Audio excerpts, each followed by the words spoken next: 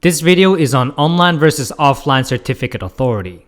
Public key infrastructure relies on trust, and typically this trust is provided by the certification authority. However, certification authority can be compromised, and this also creates trust issues with certificate authority. This is why we have intermediate certificate authority, that is the signer issuer of the SSL certificate, as well as the root certificate authority, that is the signer issuer of intermediate certificate. While an intermediate certificate authority is subordinate to the root certificate authority, it is considered superior to those subordinate certificate authorities to which it issued certificates. Subordinate certificate authorities, which only issue certificates to users and not to other subordinate certificate authorities, are called leaf certificate authorities. Once the intermediate certificate authority runs and the load is distributed, the root certificate gets offline for protection. The offline root certificate authority is basically a certificate authority which has been isolated from the network access and is often kept in a powered down state. In a public key infrastructure, the chain of trusted authorities begins with the root certificate authority. Once the root certificate authority is installed and its root certificate is created, the next action taken by the admin of the root certificate authority is to issue certificates authorizing intermediate or so-called subordinate certificate authorities.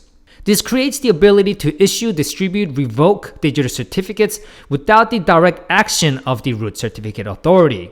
And this is done because the consequences of compromised root certificate authority is too great. All root certificate authorities must be kept safe from unauthorized access, and the common way to do this is to keep it in an offline state.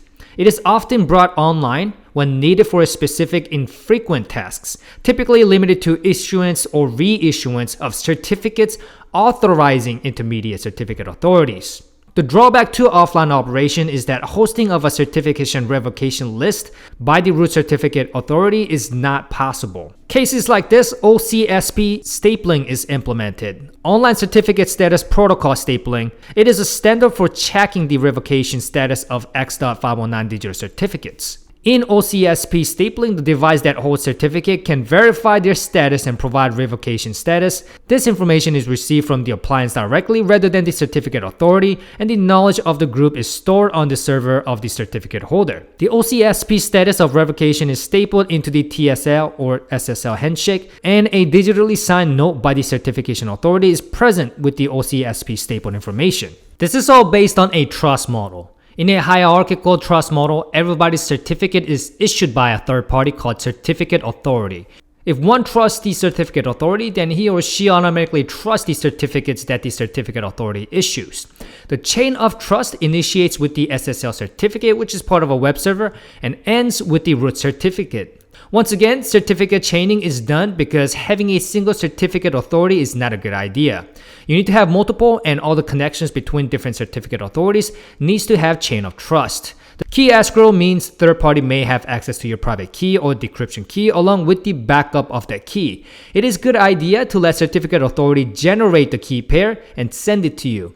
That way, if you lose the private key, you don't lose all the data, which has been encrypted with the corresponding public key, since certificate authority can generate that private key back. Also, to prevent man-in-the-middle attack, certificate pinning is used. This is used when the server's certificate has been hard-coded into the application by the application itself. In this case, application communicates to the server and receives a copy of the certificate to compare. If both of them match, then it means that the person is directly corresponding to the server. If the certificate doesn't match, then a decision is made by the application accordingly. It shows an error message that the certificate does not check or it may shut down.